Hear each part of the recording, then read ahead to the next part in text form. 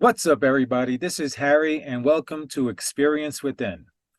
Today, my guest is Arcturus, who is an astral traveler, and I just found his Facebook page yesterday, and I liked what I saw. I liked his photos. He seemed very welcoming. He had great energy, and so I felt like I needed to speak to Arcturus. So this is our first time meeting and speaking, and this part of this new channel, one of the things I'll be doing is interviewing other astral projectors, because Arcturus is the first person I'm going to speak to who astral projects. Like, as long as I've been doing it and everybody I've been telling about it, I've never spoke to anyone who actually does it. So it's great to speak to you, Arcturus. And how are you? I'm good. Thank you for having me, Harry. Um, yeah, it's not every day we have the opportunity of talking with other astral travelers, right? Yeah. And so, yeah, I'm actually. Um, how long have you been astral traveling? So I started originally, I think it was 2013 or 2014. I'm making videos about my journey. So the other thing with this channel is I just put out the first few videos, and I have my second video coming out talking about my experiences. So this channel is basically me reliving my journey I went on with the knowledge I gained from documentaries and from different books that I listened to, and then began practicing, meditation and astral projection, and just being blown away by the experiences. I had so many incredible experiences. And so I've not been practicing for a few years, pretty much since I left New York. I moved out of New York in 2019. And so I've been living in Colorado since. And when I was in New York, I was really practicing everything health wise, my meditations, my food. I was vegan at that time. I was doing a lot of juicing. I felt the massive energy increase from the way I ate. And since I've been here in Colorado, I've not had the same diet. I've been adjusting and learning this area still. I'm also working on building a home. And so I have a lot of things going on. And I just haven't been doing the practices like I used to. So the beginning of this year is when I started this channel, and I said, I'm going to get back into it, because for me, I always told people we're wasting half of our lives sleeping.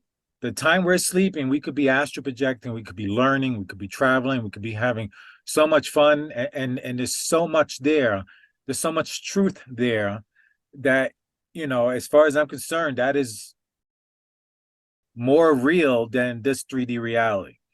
And in my journeys, which is what I'm reliving and sharing on this channel, I experienced a lot of different things.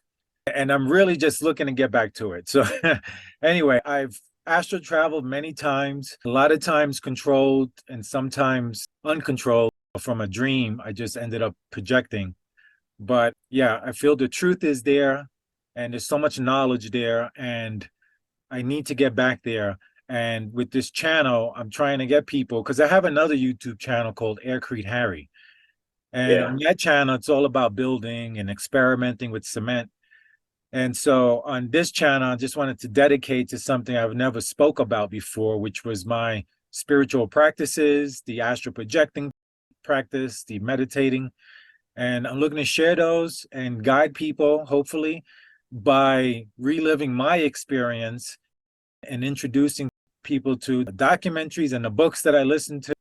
Hopefully that can guide them, and everything could click for them in their minds the way it clicked for me. Because before I went on the spiritual journey, every once in a while I would have the thought of, well, what happens when you die? Is there anything going to be there? And so I used to have those thoughts every once in a while. But after the books, and then after my experiences, Mhm. I tell people all the time who don't know about this, one of the things I say is you could read all the different religious texts and comprehend religion in that way, but until you astral project, astral projecting is visiting the spirit world, where you could actually communicate with the people you read about, Christ and different angels, and even stuff you don't want to see. I've ran into reptilian beings that attacked me and stuff.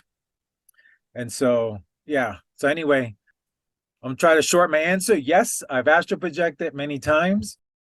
And now I'm looking to get back into doing it hard, because I used to practice like 3 hours a day. Yeah. Not that I left my body every time, but you get to the vibration state. I always call it like a roller coaster, because I'll be meditating, I'll get to the vibration state, and then I get excited, and then I get out of it. And so I'll stay meditating until I get myself out of the body. Yeah. But So you practice astral projection in a meditation position? Is that what you're saying? just laying down. I do both. I meditate, usually sitting up, sometimes laying down. But when I astral project, I usually listen to a guided meditation. That's been what's worked for me, and it always gets me into a very relaxed state very quickly. And Mm-hmm. so, but if I'm astral projecting, it's always laying down. I do know some people who, it's sitting up meditation pose can leave their body, but I don't do that. I think it's too difficult for me. I need to be very comfortable when I lay down to astral project. Yeah. Yeah. That's the method. I mean, I've known some people who can achieve it while in the meditation position, but I've never been able to. I mean, I've had other experiences, maybe related to astral projection while in the meditation position. But yeah, well, when I'm trying to astral project, I'm always laying down. And you know what, what you were saying about the religious experiences that you read in the texts and different religions. Yeah, that's precisely something that I wanted to say, that exactly, we read about these biblical passages, and what happened with the how do you call them, the prophets and all of that. You read that on the Bible, and they talk about visions and how they talk to God, etc. And what's happening there is that they were astral projecting. I'm sure of it. And that's where we can get the knowledge from higher dimensions. And that's the kind of knowledge that can help us with anything, not only our spiritual progress, but also material progress. We can know what kind of things are going to happen, technological advances. We can, talk to beings in the astral, and they can give us clues as to, what invention should we pursue if we are, on that path, etc. And yeah, also what you said about your diet, that you were using every day to astral project, and how important our energy levels are. That's totally true. Actually, I just got sick last Friday, and it was kind of like a very intense flu. I haven't been this sick since, unfortunately. And so all of these days, I try to astral project, and I just couldn't, because I was so tired, and my energy levels were so, like, down. But this morning, I'm happy because I was able to astral project, and I think it was thanks to praying to my higher self, to my archetypes, the archetype of the father and the archetype of the mother. I really, when I was laying down on my bed, I started to pray, like, Divine Father, Divine Mother, please help me to astral project. And then I told myself the auto-suggestion, which is something that I teach in my course and in my books, the auto-suggestion. You got to tell yourself, I'm going to astral project. And so I did that with a lot of faith this time. And I think I'm getting a little bit better from the flu. And this morning I was able to astral project, and it was, they gave me an experience. Sometimes, I mean, many times in the astral, I don't ask for a specific experience. Sometimes something happens, and basically they gave me like an instrument in the astral world, which was like an instrument of prediction, right? It was an object. I can't describe what kind of object it was. It was like something out of this world, but I took hold of it and I started to focus on what I wanted to see in the future. And so I was taken to a future, and I saw some things that I asked to see, but these things were, I think, in a parallel universe, not in this timeline. So that's interesting because I've been talking to a lot of people, and basically they all believe that we're going to be changing timelines, right? So what I saw in the future, like I didn't recognize the cities that I was, I went to this particular city, and in the astral I recognized it completely. But once I'm back to the physical world, I'm like, no, that city doesn't look like that. So I'm thinking it's something that happened in a different timeline. Yeah. And perhaps it's true that we're going to be jumping timelines in the near future. Yeah, it's funny you say that, because that's, when you're listening to all these different people who talk about different vibrations, different parallel universes, you hear about these things and you don't really comprehend it until you begin astral projecting. Because like you described, you can see the different realms. And so there's a lot of different people I like to listen to, when it, like, channelers, different channelers. One of those channelers is Bashar. I always felt Bashar's information was real. I don't know if you know Dara Atkins. He channels Bashar. And so he's given a lot of spiritual advice and things. And a lot of the information he says is that and it's difficult to really understand how to do it, but it comes down to vibration. So what he says is it's important to keep your vibration high, because there's going to be a point, and they describe it as the sun flare, solar flare from the sun, as being the point that it initiates this, that we'll shift into the next dimension, if we're spiritually ready for that. Otherwise, you stay in this 3D reality.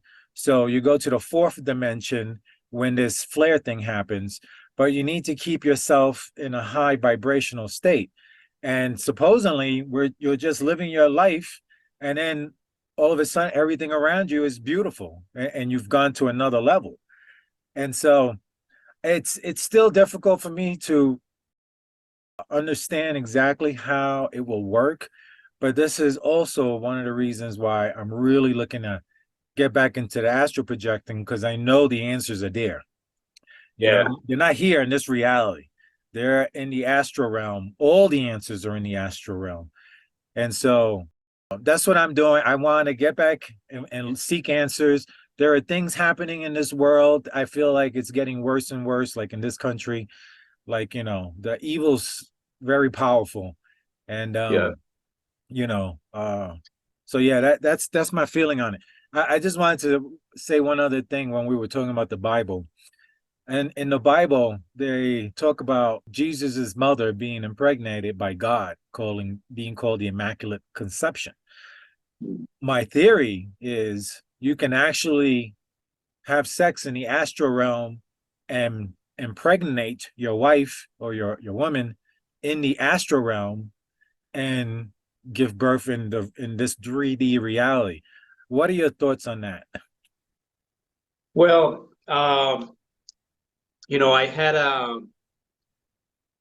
a training long time ago. I was part of this esoteric school, and basically what they talk about this is something called alchemy, right? Which is a process of like praying to the angels. I think they pray to the angel Gabriel, who is the angel that represents the moon, right?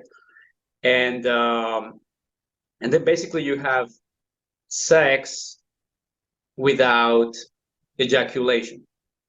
This is like a very complex Gnostic teaching, and that's how you achieve this immaculate conception, right? However, there might be different interpretations because at the same time, they never say who the father of Jesus was, So yeah, this has happened also I think the Buddha was also born through Immaculate Conception, even though his mother was married to the king. So I don't know, it might have many meanings, but I do believe that some of these avatars, some of these awakened beings can be born without, let's say, a male intervention, right? And my understanding is that in this kind of birth processes, the woman does not experience any pain. So yeah, I mean, many of these things can happen. I'm not sure what the real answer is in this case. Yeah. But I'm open to the possibility of matter becoming, energy becoming matter without any further human intervention. Yeah. So, part of my theory behind that is, well, basically, started with the Bible. Okay, how did it happen? If if if it's God who impregnated, it was the spirit who impregnated Mary, and all right, we don't know how that works. But what I do understand about the astral realm, I do know you could physically touch somebody. You could be in your astral form and physically touch somebody in 3D reality. And if they can feel that, then I feel like, we're all energy. Even physically right now, we're still made up of trillions of atoms. So we're literally made of energy. And so I feel like there's something to it. I'm aware of alchemy and these things. So that is interesting. So as far as your astral projecting, how long have you been astral projecting? um, I think since the age of 16. Well, probably at 16, that's when I began having the sleep paralysis phenomenon. Mhm. And when I started looking for answers, that's when I finally found information about astral projection. And that's when I found out that sleep paralysis was connected to it. So I think my first conscious astral projection was when I think I was 20. Yes. So the sleep paralysis had been happening since I was 16. And finally, when I was 20, that's when I found out about astral projection, and that it was related to sleep paralysis. And I was able to astral project on my first trial upon, seeing the instructions, which involved the use of mantras. And so I'm 41 now. So that means that I've been astral projecting for 21 years now. Oh, nice. How often do you astral project? Well, that's the thing. When I began, I could do it every night. It was a bit scary at the beginning because my first astral projections, I just saw myself as an orb, as if I were an orb outside of my physical body, right? And the sense of being bodiless, and also the uncertainty of what would happen was a bit scary. But that was like the first, let's say, 10 times, right? And then the process started becoming more natural because I was leaving now my physical body, but I was doing so in the astral body. I mean, the orb that I felt before, it was also the astral body. But I guess in my mind, I had a concept of what it would feel like. And so I always imagine myself levitating, just like my field of vision levitating outside of my physical body. And I think that's what created the orb like uh, feeling of that astral body, because the astral body responds to our thoughts. And I don't know, something happened that I just started maybe learning more techniques.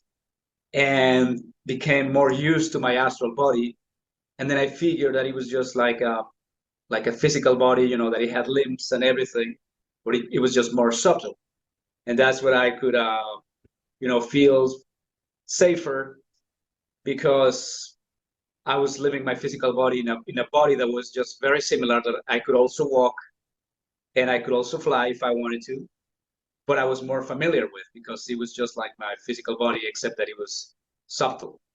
And so that's when I began. Every day I could astral project, and also I started learning more about astral projection, and that's when I understood that this is actually happening every night. It happens to everybody every night. It's just that nobody's conscious about it until you start to consciously wanting to astral project and doing the techniques, or becoming lucid in the dreams, and learning to remain lucid in the dreams. That's how you start to control it. But actually, everybody astral projects at night, but they're just not conscious about it, right? So once you start learning all of these things, the fear goes away, and then you start exploring everything that the astral reality has to offer. And then I don't know what happened. I guess during those times, I was still in university, and then I graduated from university. And the first few years, I could almost project every night as well. But over time, it just became less and less. And I think what happened is that I got into the working life, and in a way getting into like the 9 to 5 jobs and things like that. They get you somehow deeper into the matrix. Maybe your vibration becomes lower because, you know, normal life with the stress of work, and also the frustrations, and, you know, being an adult, it's a difficult thing. You know, we're talking about when I was a teenager and I still had that, you know, high vibration that you have when you're a kid. Then you become an adult, and, you know, like, sadly, that's when you start missing, like, whoa, you know, it was really cool to be a kid, you know, to be happy always. And then you start going through bad times. And so then every year that went by, I could astral project less and less until it became like a once a week thing in the last few years. And now I have to do a lot of effort to astral project. Sometimes I can keep like you know, if I'm keeping a high vibration and I'm trying every day, and I'm not too busy with something else, then I can astral project almost every day nowadays. But, you know, on average nowadays I'm astral projecting around once a week. So I just astral projected this morning. The last time I astral projected was on the 6th of January. So that was 3 days ago. Not bad. And I had a wonderful experience with Master Yogananda. I don't know if you read about Yogananda. Paramahansa Yogananda? Yeah. Yeah. Yeah. So I saw him in the astral, and he gave me a message. And the beautiful thing is that then I woke up and I told a friend, and she told me, oh, well, you know, today is Yogananda's birthday. That was the 6th. So, you know, I had an experience with him on his birthday on the 6th, and that was the second time. No, the second time that I met with him in the astral world. So now my purpose is to try to meet with him every time that I astral project. That's awesome. I love it. I love it. Because I recorded, I think, 3 or 4 episodes for my channel. And the last recording I did, I talk about the books that I listened to. So I talk about the different books that I read, or rather than I listened to. You see, the second book here was Paramahansa Yogananda. And I always say this book is probably the #1 book that makes me feel the most love in my heart. Because Yogananda has so much love for his guru that it was boundless. And I feel it when I listen to this book. And it's really cool. And yeah, I've probably listened to this book maybe 10 times. And it's a very powerful book that I always tell people, read it or listen to it, or even just watch the documentary on Netflix. Definitely you want to listen to the book, because when I began this journey, after listening to that Robin Monroe book, I was looking for answers in different religions, and I would ask, like priests, whoever, I would ask, do they have experience? Is this spoke about in the religions at all? And there was nothing, right? I went to, there was a temple in New York that I used to go to, a Buddhist temple, and they didn't want to touch astral projection because they were told by one of their Buddhists from many, hundreds of years ago not to do it. And that was because that Buddhist had a bad experience. He ran into one of the entities that I ran into. Very Wow. scary when you don't know what they are and what to expect. So I know I know once I heard he was like frightened, I was like, yeah, everybody who runs into these things can get so scared that they don't want to practice again. And so finally I found the answer with India, with the Vedas. I spoke to people who knew about it and they knew all about it. And then I was guided towards Yogananda's book. And then towards the end of that book, he talks about all the planes. And it was just mind blowing to me that there was actually some answers about this astral realm that existed. In the beginning, I'm trying to learn from other sources, but ultimately you just need to do it. And I practiced for like 3 months straight, 1 to 3 hours a day until I finally left my body. It's the first video on this channel I'm talking about this story in detail, but I'll give you the quick version. This first time was the most exciting and the most terrifying experience at the same time. So Wow. I came home one day.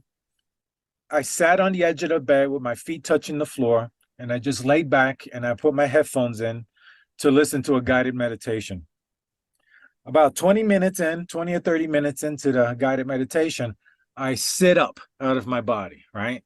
My physical body still laying down, but my torso is sitting up. I didn't try standing in my astral or anything. I just sat up. And when I did, I saw the matrix. I saw everything was made up of vibrating dots of light, like I was talking about in the video. Like if you looked at this mouse, it would be vibrating dots of light, Yeah. depending on Yeah. Yeah. the density of the item, and if it's living or dead. And then the trees, you could see energy flowing up the trunk. Everything was just alive. And then people were the brightest thing because I could see through all my walls. I had cement walls. It was all concrete and cement, and I could see through the walls. I was in a big apartment building, and I saw all around. I was just in amazement. It was the most amazing thing. I could still smell my vision. You could like zoom in, like, I could zoom into whatever I wanted to see. If I focus on something, like it would be right there in front of me. And I was just like, I was in amazement. So I was in the astral realm for about 30 seconds, just looking around in amazement. And then, after about 30 seconds, I looked to my left, and in the next building, I saw someone laying down, and over their head was some dark entity. And I like to explain it like this. When you get excited or frightened, sometimes the hairs will stand up on end. Yeah. Yeah. And when this happens, if you had a special camera to look at you, you would see you are much brighter at this moment. You are giving off more energy when you're frightened or Yeah. excited, even whatever makes your hair stand up on end. You would be giving off a different energy, a different vibration. It's not more. It's not more energy as well. I mean, it could be more energy, but it's negative energy. You're saying it's negative energy? Yeah. Yeah. I mean, when you have like fear, that's negative energy. Oh, You right. know? Yeah. Yeah, That's what they feed exactly. on. Right. So when your hairs are standing up, uh basically I was in the astral realm. I'm super excited. Now I'm seeing something I've never seen before. This thing it turns its head. We meet eyes, and then in less than a second, it was right here in front of me, and it was dark, scaly skin, right? It had these cheekbones that protrude. I always do this for the cheekbones. They stick out, sharp, Yeah. pointy teeth. And I don't All I know is dark and black eyes. The eyes were black. And this thing was woof right in front of me here. And I knew this thing was real. There was no doubt in my mind this was real. And this was the scariest thing I'd ever seen in my entire life. I was Wow. never more scared than this thing. So I popped in my body. And when I woke up and opened my eyes, I was in the air landing, you know? So I was so terrified that I was jumped out of the bed and I was in the air when I opened my eyes, just landing. That's how terrified I was. Like, oh, I said, I'm not doing that again. And I Yeah, didn't astral project again for like 6 months until I went yeah. on vacation to Europe, and I was staying in Germany in a small town, and I said, okay, I feel comfortable here. I'm going to practice. And then that's when I had a lot of experiences with going through doors for the first time, going through the ceiling for the first time, feeling the texture of wood in my arm, like you feel the coldness of metal pipes in Yeah. your astral form. And it was very freaky. And I was learning how to not let that make me snap back in my body. Because when you experience this new sensation, it's freaky. And when you're not expecting it, I didn't expect to feel something in my arm. You're used to touching something, and your hand stops at what you're touching. Platanos. And your hand stopped for what you're touching. But now my arm went through the door, and I was able to feel the wood texture and the warmth in my arm. So anyway, that was, Yeah, yeah. but that That's what was I my told. first astral projection experience. And yeah, my very first time I ran into this entity, and holy cow. And it's like you said, I learned later that all those stories that we've heard about in the movie Mhm. Monsters, the animation, is Oh all yeah, a loosh. It's about collecting your fear energy. And this is what these entities feed on all day long. yeah, yeah. About all this you spoke about, I wanted to say that first of all, that Yogananda Paramahansa Yogananda book, I tell everybody to read it because it really gives you something. It gives you like a spiritual energy, like love, and then you start having experiences with Yogananda. When I lived in San Diego, I started my guru Dharmapa. Um, he told me that Yogananda was there helping us. And in San Diego, California, the energy of Yogananda is very strong because that's where he began his journey, I think, in the United States. And in the town of Encinitas, you have the Yogananda Gardens, and these are beautiful gardens overlooking the sea. And so I started reading the autobiography of a yogi, and that's when I started having some experiences. Like you talked about these dots of lights. The first time that I saw the dots of lights, I was reading a chapter of the book, and I think it talked about something like that. And then I went to my room, and then everything became tiny dots of light, like you said, the Mhm. walls, the chair, everything tiny. And I was like, wow, this is an experience Yogananda is giving. And and then after that, I went to Machu Picchu, and I was staying in Cusco before I went to Machu Picchu, actually. And I had a nap, and that's the first time that I saw Yogananda in the Astral, right? It's a wonderful experience that I describe in my books. And so yeah, it's that's what I wanted to say about that book. That is very powerful. It's a very powerful tool that will awaken uh, many people into the spiritual world. Maybe a lot of people will be able to achieve astral projection by reading this book, I would say. Um, and the other thing I wanted to talk about is, yeah, what you were saying about how you feel the textures in the astral and how your emotions behave. And it's true. It's you need to have your emotions in check while you are astral projecting, because the moment you get excited, you go back to your physical body. Mhm. So when I'm astral projecting, I teach people to always keep your hand on your solar plexus, covering your solar plexus, because that sort of keeps your emotions at place grounded while you're astral projecting, and not get too excited about anything. And yeah, there are times when I see wonderful things and I do feel the joy, but I don't, I try not to let the joy like be too much, because if it's too much, then I know I will come back. You know what I mean? Mm-hmm. And what you were saying about the negative entities, it's true, but in my experience, at least in my case, negative entities are like I encounter them maybe like 1 out of 20 times I astral project in my case, right? And most of the time when I encounter them, it has to do with something toxic I did during the day, maybe a thought, because in the astral world, the law of attraction is stronger. It's more. It's not that it's stronger. It's maybe that it's faster. It's immediate, because over there's no time. For instance, the other day I was having a conversation about like if you do mediumship, you could get possessed by a negative entity, right? And I was just talking about it, and then I astral projected, and it was very creepy because I was in my room and I felt this kind of like negative vibe, and I was opening the door to get out of my room, and I couldn't open it, like somebody was like closing it from the other side, and I was like, oh no, I know what's this gonna be, right?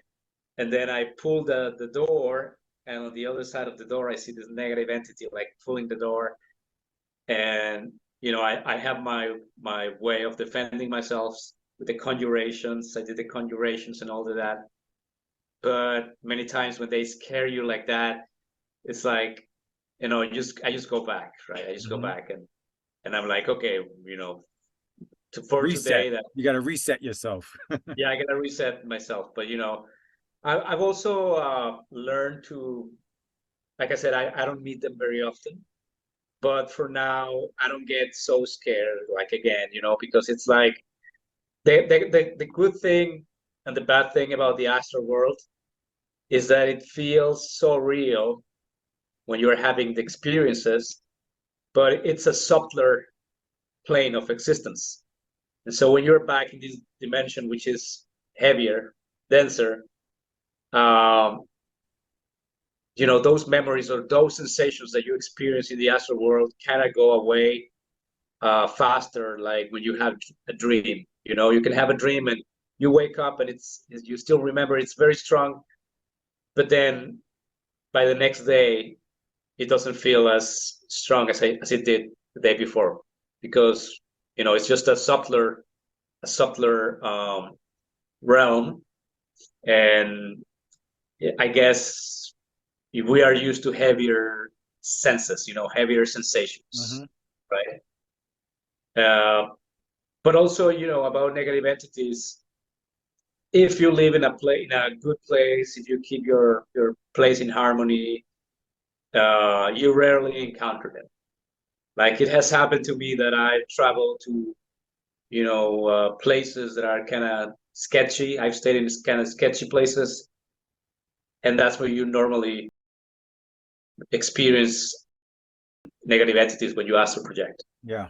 So that's why when I have to stay in a sketchy place, now I carry my sage, and I burn sage and I do my prayers and everything to clear the place from negative energies and entities, and it works very well. Yeah. I have a couple of theories on the negative entities I'd like to get your thoughts on. And again, I'm enjoying this because you're the first person I ever spoke to. And so far I can see we have shared astral realm experiences. So one of my thoughts was for people back in the 1960s, when they first started doing a lot of LSD, they were saying they were seeing demons. And so after interacting with these entities, I realized, dawned on me, those stories were all real. These people took LSD, it lifted the veil and allowed them to see into that realm. And these beings that feed off of negative energy, it could be fear, it could be anger, you know, anything negative is the vibration that they feed off of. So the veil is lifted, and now someone is seeing this demonic looking creature, you could call it, because everyone, especially in the 60s, was of a religious background and they were told about demons. But meanwhile, really, they're reptilian entities. Anyway, so my theory is that's what they were seeing, were these negative entities. And then they were being attacked because they were giving off so much fear. And the more these creatures come at them, the more fear they give. And a lot of these people were put into the nut houses. Meanwhile, they really did see what they claimed. They saw what they call demons. What's your thoughts on that? I think it is, but at the same time, I think, you know, I've tried LSD before, and I think that it has some kind of like negative. I mean, it's a psychedelic, but there is a difference between, let's say, having mushrooms and LSD. Because mushrooms, they in Mexico, they are considered sacred. The Aztecs, the Mayans, all of the ancient cultures that we have in Mexico consider them the sacred children. Mm-hmm. I think they call them Totonacatl or something like that, which means like the flesh of the gods. But they're also called the children, the holy children. And so I think these natural plants, natural entheogens, they serve as guides for people to experience the higher dimensions. I think that's their purpose, so that they remind you where you are from. But also, like, they are supposed to be taken in moderation. You can't like, oh, you know, Arcturus just told me that this will help me to experience the higher realms, so I'm gonna have my usual diet of magic mushrooms every day. Well, I don't think it goes like that. I think you know, they are meant to be had every once in a while, to have these experiences and get you back to your mind to think, well, there is a higher world, right? But I think LSD, you know, it's something chemical based on, I think, the ergot fungi, but in the end, it's something synthetic. So the experiences that I've had with it, I've had it like twice, I think. It's that it does give you like a mild, I don't know if it's schizophrenia would be the thing, but that's what sets it apart from the mushrooms. That it already gives you like some sort of negativity. Like you have to be very, very strong emotionally, and you have to be maybe used to it to be able to control it, because naturally it gives you some sort of negative feeling, but it also heightens your perception, right? So I think the combination of both is making you see parts of the astral world, but you know, the people who are looking at demons and things like that, you know, that negativity that also LSD causes was making them connect to their own negativity, and they were attracting those entities that do exist in the astral world. And you know, back then, all of these things, we had very little information. So people would like the information that you have about LSD today is not the same that you had in the 60s, where it was like an experiment, right? So people would truly freak out. And I think nowadays, with every experience, the good things is that we have the internet. We can get a lot of information. And that's also, I believe, one of the predictions of the age of Aquarius, you know, that now information is free, it's everywhere, and information helps you to not have fear, because fear and lack of information, which come hand in hand, is what's going to prevent you from trying experiences such as astral projection. Hmm. Yeah, no, I agree with you 100%. Now, I like what you said is very important, which was the next point I was going to get to, which is you attract what you are thinking of. And if you're a negative person already, if you're angry at somebody, or maybe you've been angry all week, you're attracting these entities, whether you realize it or not. So I tried LSD also when I was 18 years old. I did it 4 times the same month and never did it again. It was fun when I did it, but I knew it was not something I was not, I didn't like chemicals like that. If I did anything, it was going to be marijuana, but that was it. No cocaine, no LSD, other than that time I tried it. Even shrooms and mushrooms, I never did. But I don't know what, these people back in the 60s when LSD came out, they there was no control over how much. So I don't know how much these people took, which allowed them to see entities, and maybe already just being able to see them in the crowd of people, and somebody's negative and these entities are there. Now they took LSD, they could see the entity like I saw the entity, and it comes at them, and they give so much fear off, they're feeding it. And Yeah. so that's my theory on that. And I feel like that's probably the answer that explains why in the 1960s so many people claim to see demons, right? And Yeah. again, they only saw demons because they were taught from the Bible about demons. Meanwhile, they're not demons, they're entities that exist in this realm. And they're different looking. But there's so many types. And there are a lot of actual old, like very famous paintings that show like women laying down with demons on their chest. Those are entities that were seen that were in the astral realm. And that's something I'm going to be talking about and showing in future videos. I'm going to get into all that. But then another, along the same line of that theory of attracting, I was going to say about people who have near death experiences. These people who get into accidents, they're in the spirit world while their body's being worked on, and they're negative people. They have negative thoughts. And so they attract negative entities. And so to them, it feels like they were in hell, because these entities will grab you. They'll grab your astral form, and you'll feel it, and it's scary. And you have these real scary looking creatures really grabbing you. And I could see why somebody would say, I felt like I was in hell, right? And yeah, so those were two theories that I was very confident about. Like after astral projecting, those things I heard about in the past, I just understood them. I said, okay, they these people experience these entities that they attracted. And so yeah, and you also mentioned how you have your own method of defending yourself.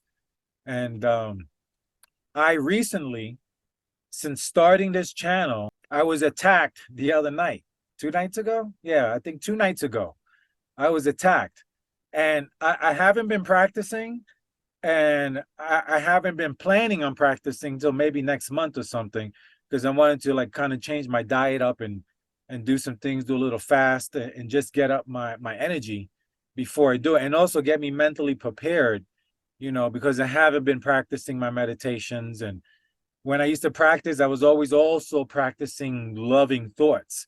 Anytime I had a negative thought, like maybe I was driving, someone cut me off, and I was, angry, I would instantly change it. I was like, oh, stop it, and turn it into beautiful flowers or whatever, to Yeah. just practice of keeping my mind and heart in a loving state and a high vibration.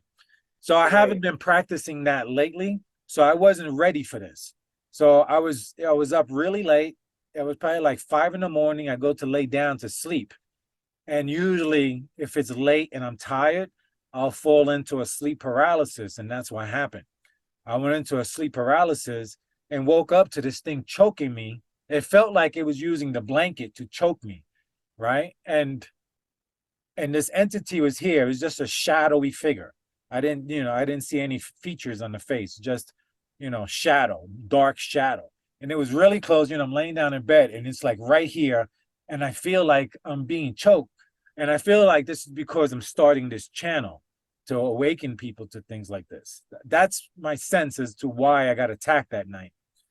And so when this happened, for a moment I was scared, right? Because I didn't know what was going on.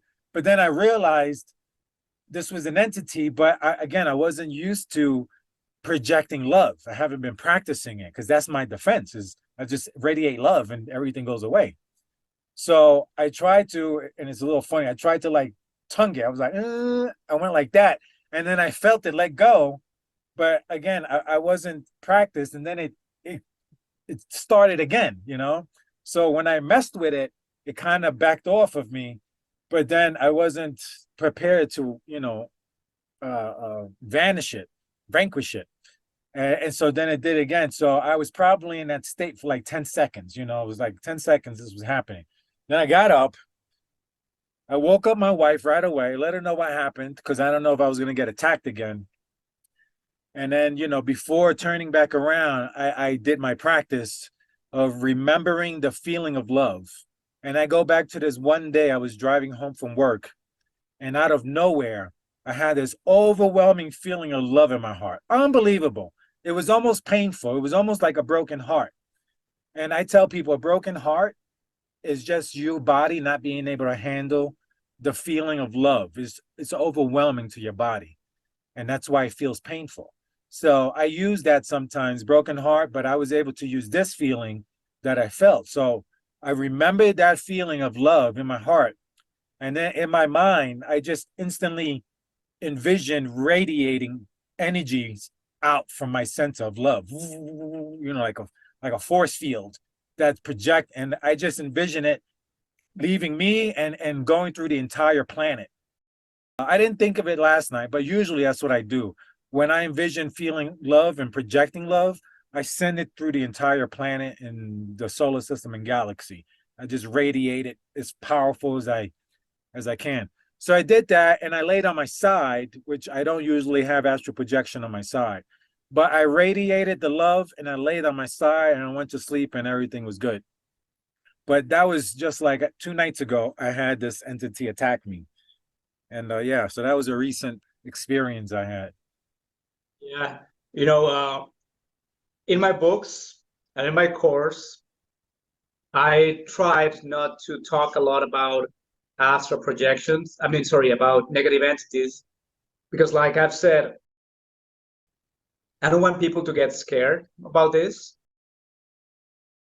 And at the same time, because there was a time when I was learning to astral project that I started reading about the negative entities and how to protect oneself against the negative entities.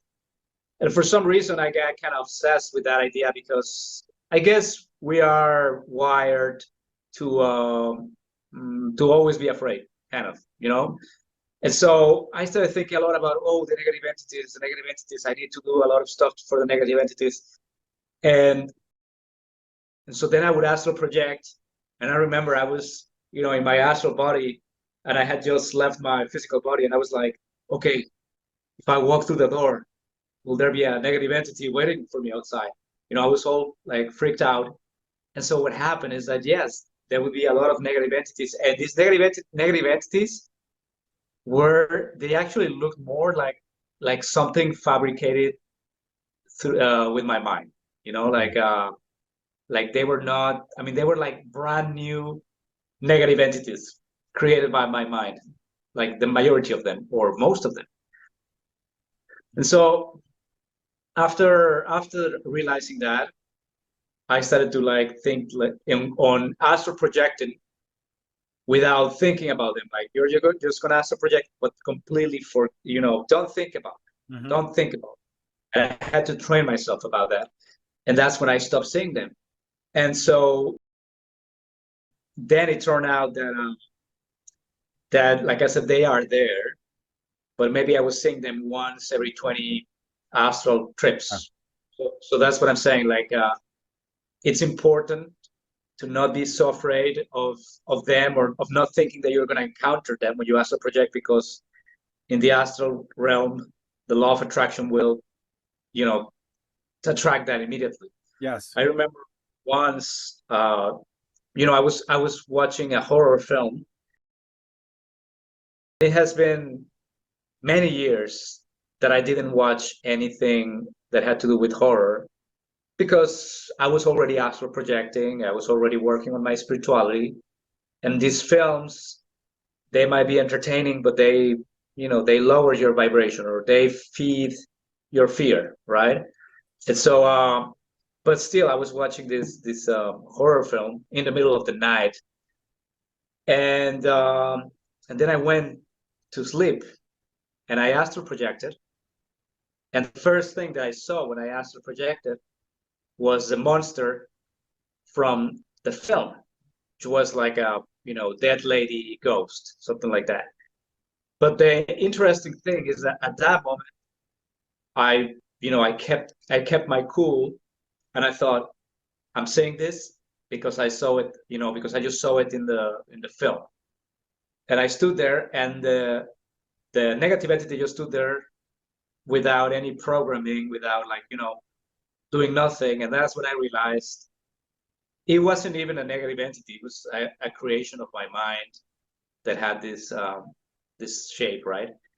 And but still, it was disturbing, Yeah. right?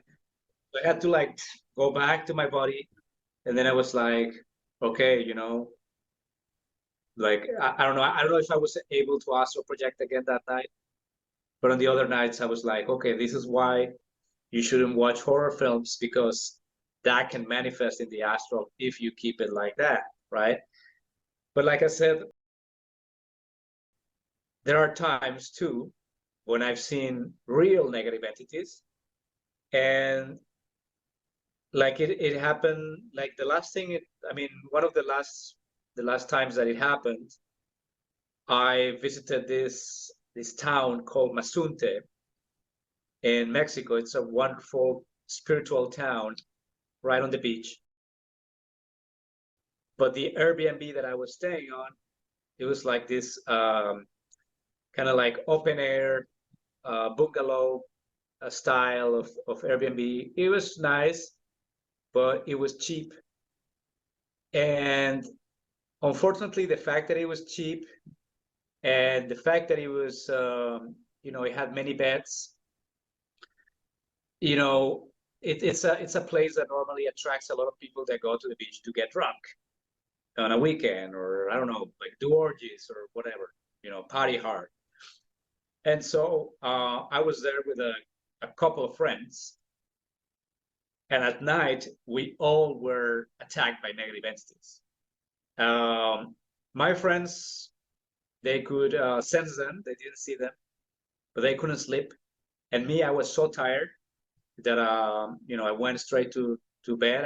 I slept really, I mean, not really well, because my sleep was interrupted by these negative entities that just appeared to me in the middle of the night, and they were there just to scare me. And they actually looked like normal people. They didn't look like monsters. They looked like normal people that were, climbing through the walls and, entering the place through the windows. And I was like, telling them like, get out of here.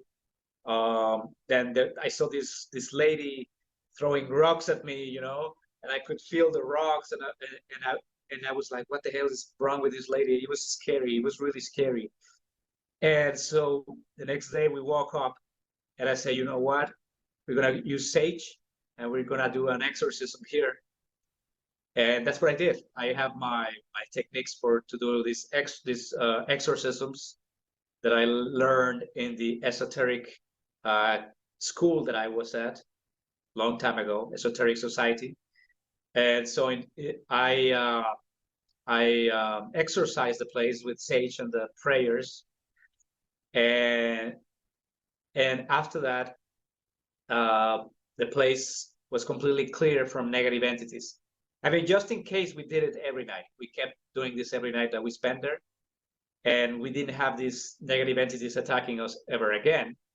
And then I found out through a friend that lived there in Mazunte that the place we were staying at was built in an area that used to be the town's graveyard. So, we were staying at a cemetery, pretty much.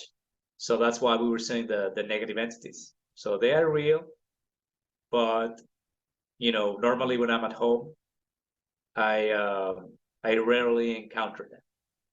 Yeah, and it's important. Again, we're only talking about it because we're sharing stories. But I agree when if I'm talking to someone about astral projection, I would mention that they may see a negative energy just to prepare them to just love it. If they see anything and they feel fear even for a second, to turn that fear into love and to just radiate and feel the love you're sending to that entity. And they'll go away because they don't like it. They don't like the feeling of love. Another thing I do, in fact, the first video I made for this channel, I talk about these Taurus coils. And this coil, I could program different frequencies. And one of the frequencies I program is the 528 hertz, which is the love frequency. And I'll have this in the room. Actually, I have a really big one that I use when I'm astral projecting. I'll have this on and I'll have two frequencies on. My big one takes two frequencies. And I'll have the 528 hertz frequency, which is a love. So now we're talking about entities that feed off of vibrational energy. And so if the vibrational energy is of love, then you're going to be much better off. And so just as extra mechanical measures in the house that actually works, I use the coil as well. But before going into the practice of leaving the body, the first thing I do is go into the feeling of love, and as long as you do that and you first remember the feeling of love and the vibration, as long as you do that and then visualize a bubble around you, you won't have these problems with these negative energies because they only feed off of negativity. Now you have to be, I'm telling this to everyone listening, you have to be aware of your emotions.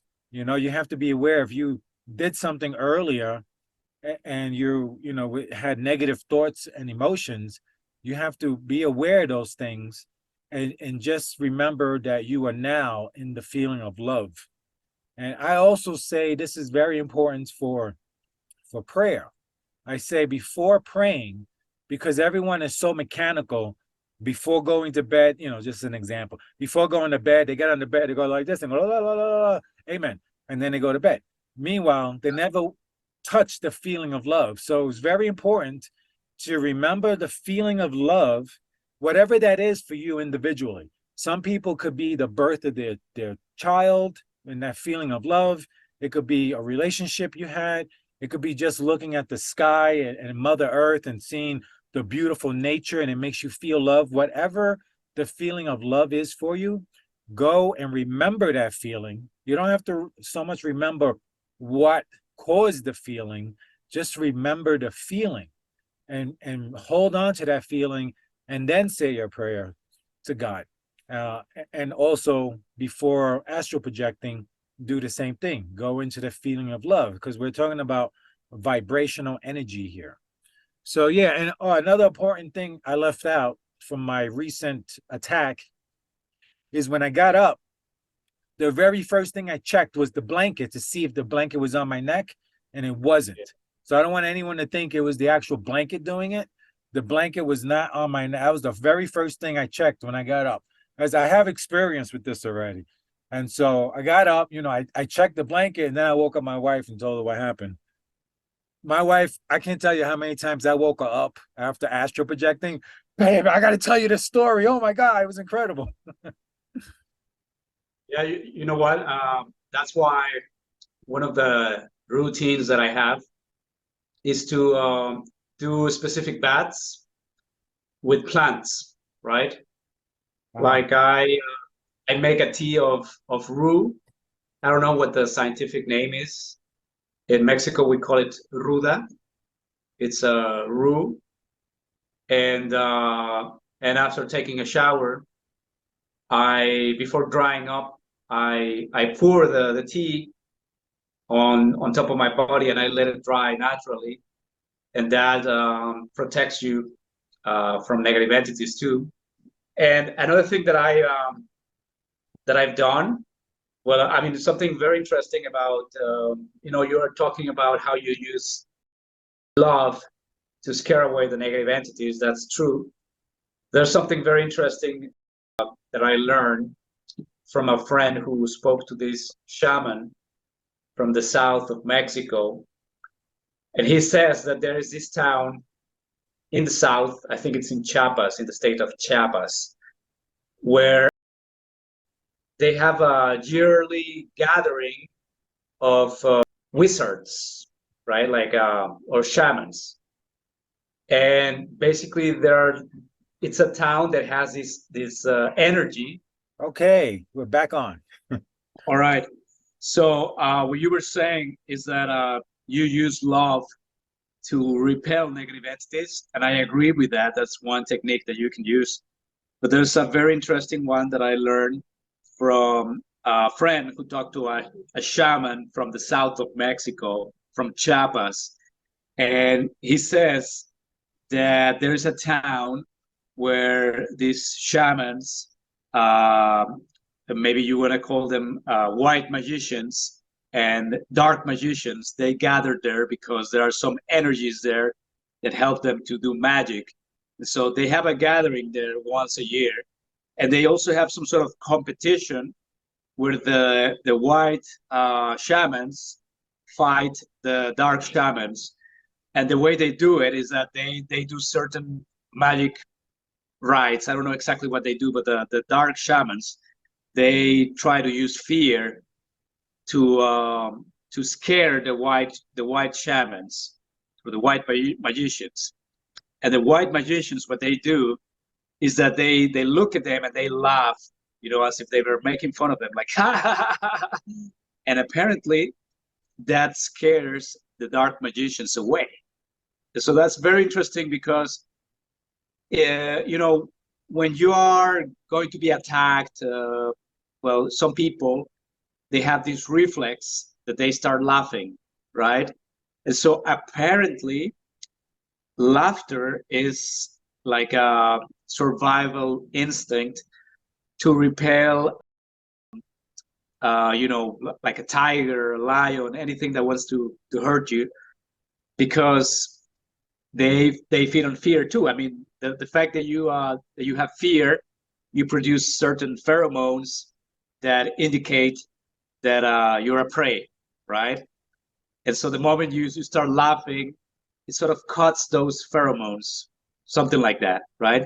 So I believe in the astral world, laughter works similarly, because laughter is a positive emotion. So if you look at negative energies negative entities, and instead of being scared of them, you start laughing at them, that also works to repel them. So that's another technique. You can just see a monster in the astral, whatever, Just and laugh you can at just them. laugh at it. That's gonna scare it Yeah. away. That's gonna empower you too. That's another technique.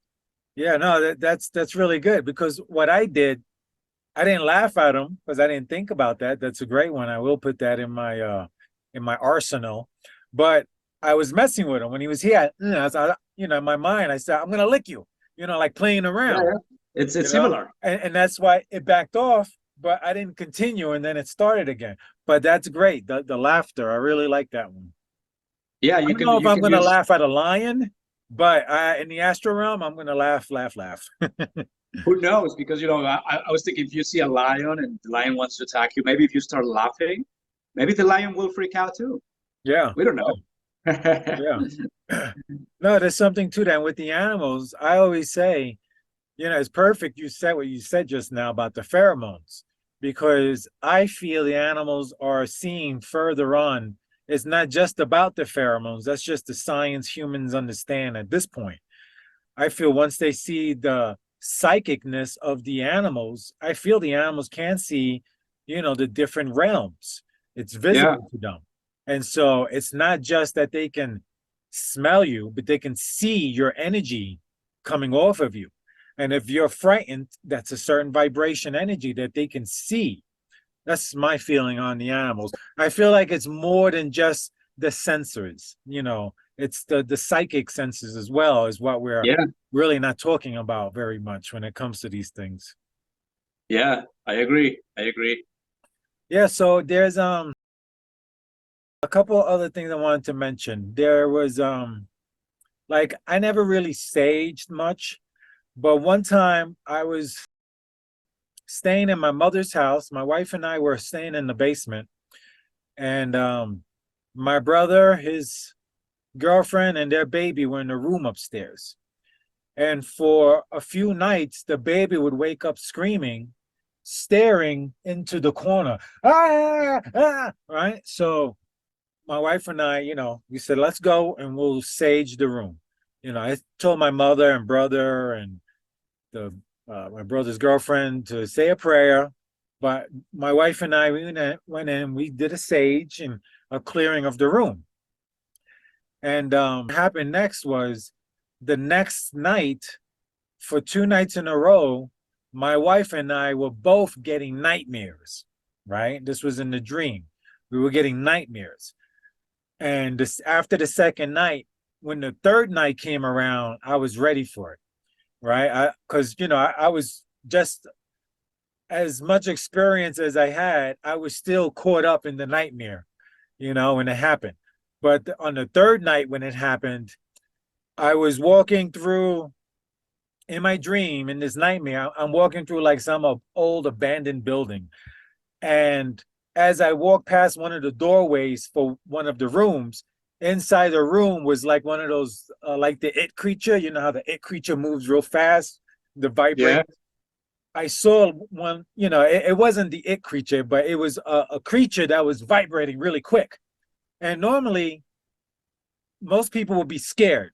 And at that point in my life, I was very powerful love wise. And so what I did was I went up to it and I just hugged it. You know, I gave it a big hug with love, and then woof, it went away, and no more problems, no more wow. nightmares. And that was again the power of love and looking at something, even though it looks scary, even though it doesn't look like anything you've seen before, you go to it with the intent of loving it and giving it a hug, and it can't stand it. And there's a lot of ways to fight these things off in your dreams and in the astral realm. But that was in my dream. I did that. You know, I don't feel like it was in the astral. It was in a dream. It was a lucid dream because I was controlling what I was doing and I went to it. You know, it was started off as a nightmare, but I woke in the dream, realized I'm dreaming, and approached the creature and just gave it a hug, and then it went away and never came back. And so that was one of my experiences with that. But you know, like we said, it's not about focusing on these entities that scare you. They're easy to deal with so long as you can project the love or you can laugh at them. Any one of those techniques. But the best thing to do is envision a bubble of love around you, whatever your mind creates for you for that visual. Because I'm a very visual person, I can visualize a lot of things. But Yeah, whatever it is for you who's watching, just envision a bubble around you of energy that's a love vibration, and don't worry about these entities. Don't think about them. Put them way in the back of your mind. Just know you already dealt with them when you built the bubble of love. Now it's time to have fun, explore, experiment in the astral realm. I think it's so important for people to do. yeah. And not only that, but like all of the negative emotions that we have during the day, not only feed off the negative energies, but I mean the negative entities, but sometimes it also de-energizes you. So it's very interesting what you said earlier.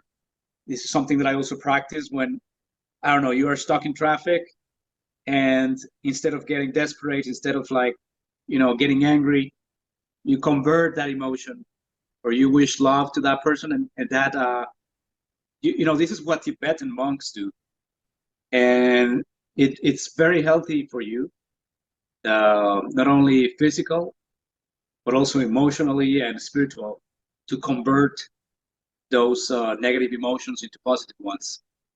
Yeah, no, absolutely. It's so important. And, for me, all of these things was a self-discovery.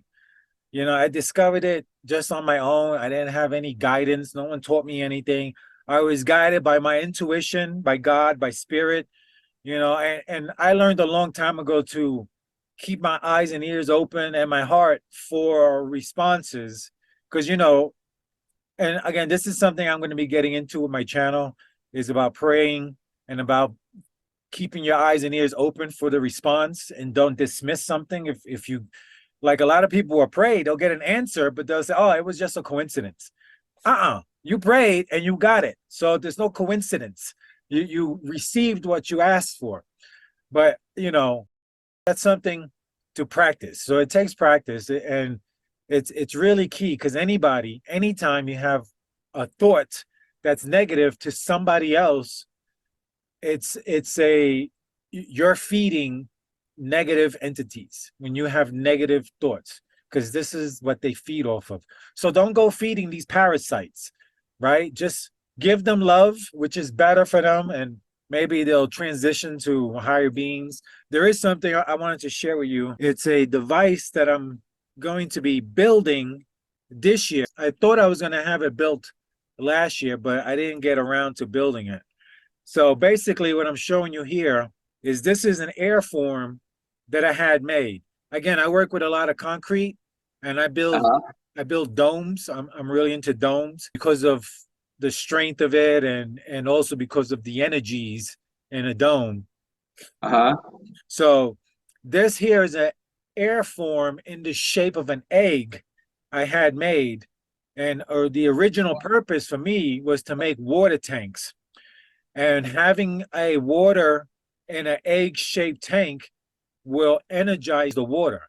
Because of the shape of an egg, it has a push-pull effect energetically. And this is why eggs are that shape. They are for life. Uh-huh. Life is born in this egg shape. And so my intent this year is to make my meditation chamber out of this egg air form. So I'll be spraying it with cement, but then my cement is also going to have quartz crystal powder, right? I already have like 20 pounds of quartz crystal chopped up, fine chunks of crystals. So I'll be mixing that into the cement, because in the cement, once it cures, it'll squeeze those crystals, and that'll cause a piezoelectric effect. It's an energy Wow. that comes off the crystal. In fact, if Wow. you if you ever have one of these lighters, right, there is a crystal chip inside of this lighter, right? I gotta cover my face. There's a crystal chip inside the lighter. So when you squeeze the trigger and that spark comes out, that spark is coming from the crystal, quartz crystal chip. You could take these lighters apart and see it's a little crystal chip inside that when you Wow. squeeze it, it causes the spark, and that's what lights the gas. So I'll have an entire egg made out of cement with the crystals in it, giving me that piezoelectric energy effect. And Uh-huh. so then the idea is, let me share, I'll let you see how big this is. You can see that's a standard shipping container here, Wow. 8 feet tall, and my egg is 11 feet tall, and it's 8 feet in diameter. So when I fill it with water, it'll hold about 4,000 gallons of water. But I'll be making one for water. I'm going to make one for my meditation chamber, because And it's almost like being in a pyramid, because it has yeah. that slope of not the Giza pyramid, but like the pyramids in India. They have the 76.3-degree angle, Uh-huh. like the pyramids in Giza are like this, but Yeah. the egg is more that shape. It's more of a vortex, a funnel. And I'm going to show you a design I made in CAD. So the one that you're gonna fill with, yeah, the one that you're gonna fill with water is gonna be a flotation tank. No, that one's going to be a water storage tank, because I live off grid. So that'll be where I store my water for the house. Oh, But nice. I do intend to take this egg My future vision, depending on the money and everything, would be to make a meditation astral projection resort, using the technology that I have a lot of experience with, torus coils. People feel this energy, and using the correct geometry in the structures, so that the geometry of the structures you go in affect your energy, your body's energy. And so this is just Wow. one example here in this picture of that egg and how it would look. But there's a couple orientations. As long as it's the egg shape, it doesn't matter which orientation it is, because one of them will be laying down on the side, you know. And for that, the idea is that would be a float tank meditation room, right? Where I'll have salt water, heavy Uh-huh. salt water to allow you to float. So it'll be like an isobaric chamber or a float tank chamber, but way better, because of the shape of the egg, And the because quartz. because of the quartz, and also the contact. My also part of the plan is to coat the inside with silver and gold electroplating. So I'll put Wow. pure 99.9% silver and 24 karat gold electroplating. I have all the equipment to do everything. I got everything last year to prepare to make this. And so, Well, if you make it, I want to be one of your first clients. I want to try it. yeah, no, definitely. That's my intent, is to invite people like yourself who have experience, because really my goal is, because I truly feel astral projection is so important for people. And so the idea for this kind of comes from the pyramids. So in the pyramids of Giza is the king's coffin chamber. And what I understand is that chamber is meant for astral projection. People were meant to lay down in there. And because the coffin is made of granite, and it's a special kind of granite, and it has a lot of quartz crystal in the granite, when Yeah. you lay in this chamber, it vibrates your body's energy till you pop up out. And I think it's supposed to make it easier to pop out. So my intuition is telling me, and I would like for you to pray on my idea and tell me what your Yeah. thoughts are later. My intuition is telling me that I could get anybody who's never astral projected before to get in this chamber, listen to a soundtrack, and have the coil on my pyramid frequency, which pushed me out of my body, that frequency, 5.1, and I can help people have an astral projection experience. Of course, Uh-huh. you and I know there's a lot involved when it comes to asking the spirit realm, telling them that this is what you really want, because spirit knows what you really want. So, there's a process, but if I could get someone to sit in it and I can make them push them out of their body for a few seconds, people would know that the spirit world is real, that we are all connected. We are literally all brothers and sisters in the spirit world. And to change your thinking, and and understand that your brothers and sisters on this planet are you, and you are them, and we should just love each other. And once we do this, like the second coming of Christ, my belief is it's Christ's consciousness waking up in everybody. That's Yeah, the me second too. coming. It's not Christ coming back down in a human form. It's everyone waking up in their heart to the Yeah. consciousness of Christ. And this is the second coming. And so this is my thought and ideas about astral projecting and the things that I'm working on to create. You know, this chamber that you just talk about, the Giza pyramid, I was there. I was there around 7 or 8 years ago. Yeah, no, like 7 years ago, I think I was there. And and yeah, we actually paid some money to the guard to let us, do our meditation there, because you're not supposed to do anything there, right? And luckily, it was only our group. I was there with Master Dharmapa, and we sat inside the chamber, and we started to meditate. And he did this special work, you know. And when we closed our eyes, we felt that we were being launched to space, and we felt that something told us, like extraterrestrial intelligence told us that the pyramid had been reactivated. That's the feeling and then we just came back.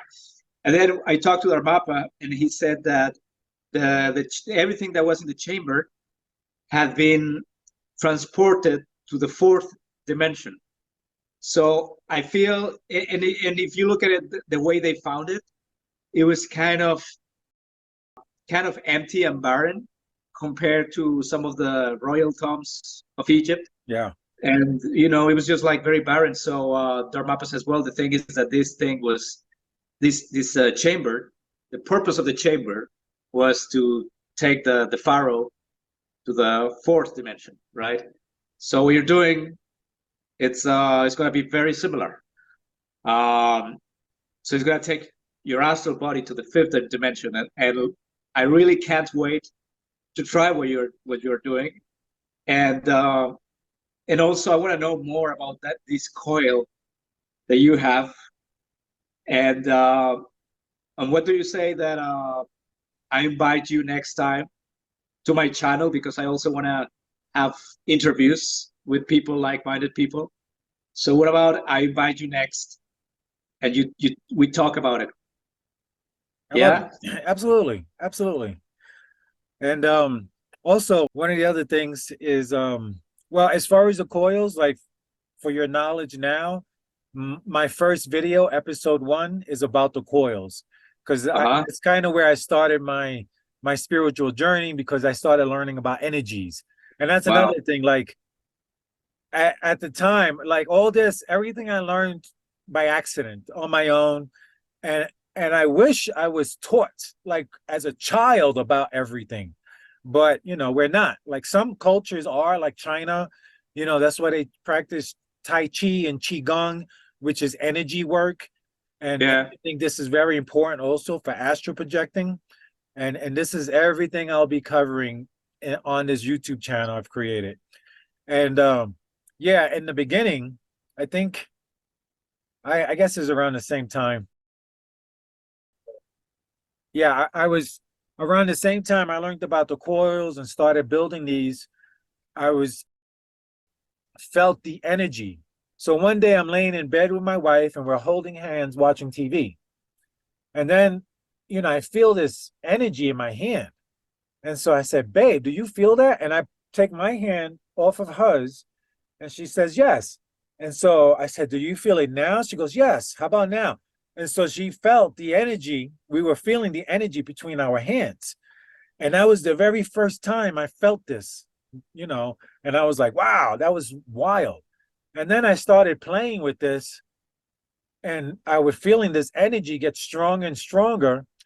And especially when I blessed my food, because I was juicing. So I would take all my vegetables and fruits, put them together before I cut them, put my hand over, and I would say a blessing, whatever that was. It would change, but whatever came to me for the blessing. And as I was doing, I would feel pulsations on my palm and my eyelids, because my eyes were closed when I was saying the blessing for the food. And so I would feel that pulsation. I was like, wow.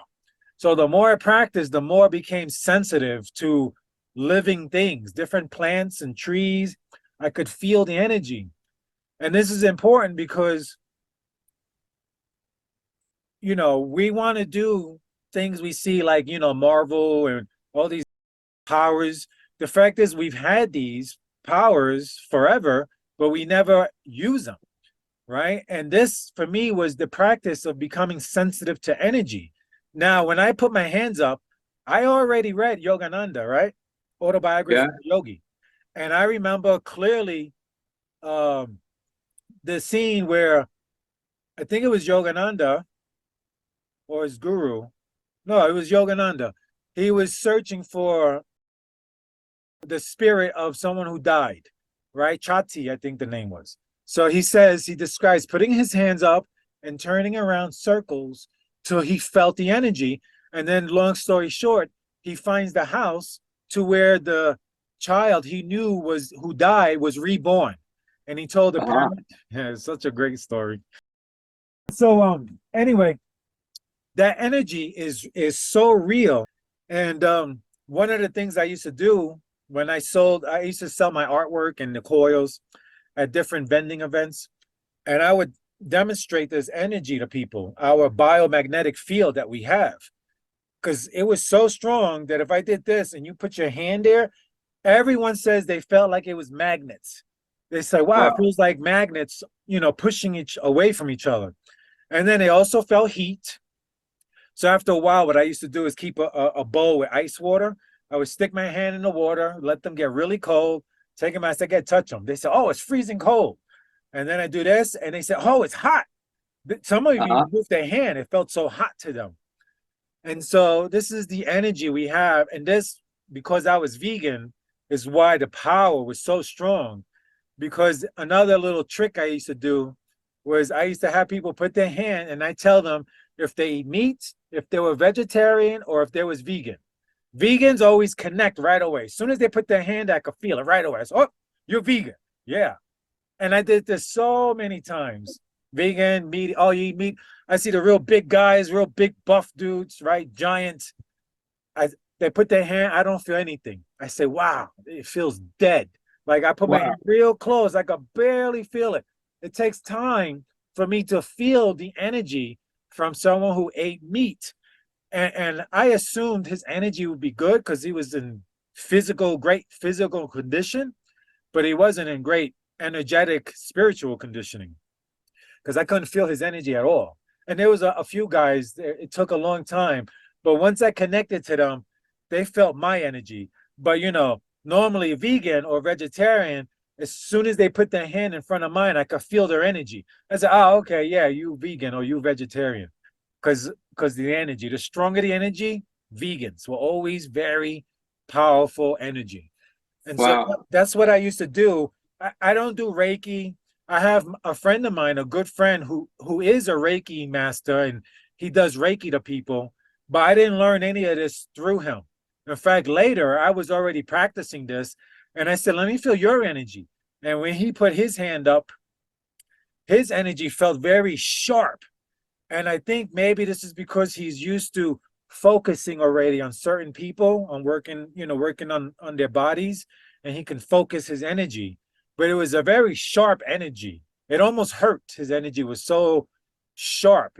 That's the only way I could describe it. It's sharp. But yeah, this is something I used to do all the time. Even now, whenever I put my hands up, I could feel the energy between my palms.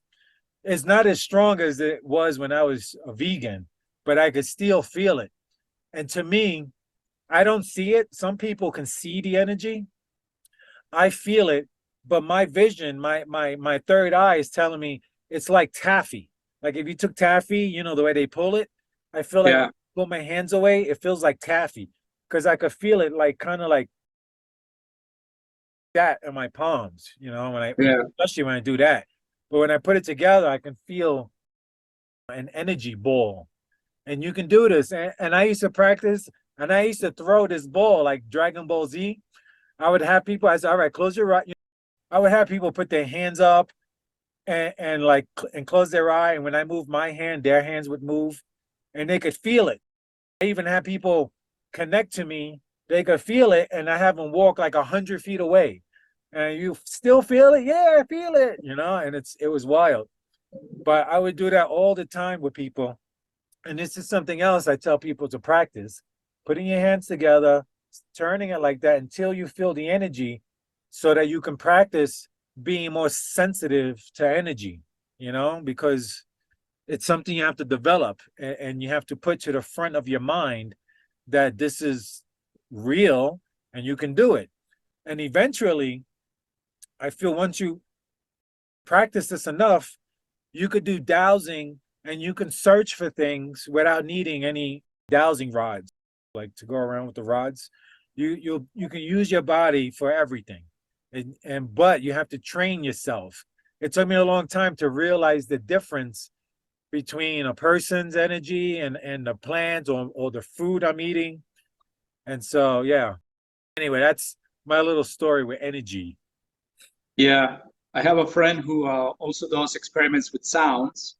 Like she trains people with the healing power of their voices. And so basically, we did an experiment where we prayed to this tree with a with a special voice, a special sound that we produced, and then we got those roads you were talking about, and you could feel how there was a field of energy around it. So yeah, I believe everything you were saying, and it's very interesting. It's very interesting. And another thing, when you were talking about the place in Mexico where the white shamans and the dark shamans battle, my intuition told me immediately it's because of where they're located, and it's an energy center from the earth. It must be the geopathic lines must cross in that town, and maybe even an underwater river that's Yeah. causing the energy to be so strong in that area. And that's usually where they would build like a pyramid. But the town is on that area, and that's why everyone's energy is so much stronger, is because you're using the energy of the earth. And the thing is, the earth sends positive and negative energy. So Yep. it makes sense. You got both dark and light battling each other, both using the energy that's in that area. So it's very interesting as well. Yeah, something similar happens near my city. There is a temple, a very mysterious temple in the jungle, and it also has very powerful energies. And the local indigenous people, the Wixárika, that's how they are called. They go there to do their pilgrimages, and they have their altars, and that's where I'm hosting a, um, a retreat in February with my friend Esther Ciurana, an astrologist from Spain, and we're gonna be doing astral projection on that temple using the energy, the very powerful energy from that temple in February, and that's gonna be wonderful. Yeah, that sounds really, really nice. Yeah. Well, Harry, it was great talking to you. Yeah, let's do that. Let me invite you next time to my channel and have this interview. That sounds great. I love to do it. I look forward to doing it. And it's been a pleasure speaking with you. I look forward to having future conversations. I think this is something I like to, with you, work on perhaps getting more people into this conversation, more astral projectors, larger group, just to share stories and things like that. Because ultimately, my goal with my channel is hopefully by the summertime, get people to a point where they could have a meeting in the astral realm. I want to Yeah. be able to meet up someplace in the astral realm. And so it's going to take a lot of work and a lot of practice for me and everyone else. But that's the ultimate goal. And then from there, once you meet up and you have a bunch of people together, it's more fun exploring the astral realm. You can go further, see things, because you feel better having more people around. Yeah, that sounds like an amazing idea. I want to participate when we get to that. To that level. Yeah. Anyway, thank you, Arcturus, so much for coming on and allowing me to interview you and just sharing these stories. Thank you so much. Thank you for having me, Harry. Have a good day. Peace out. I love Peace you all, out. and I'll catch you later.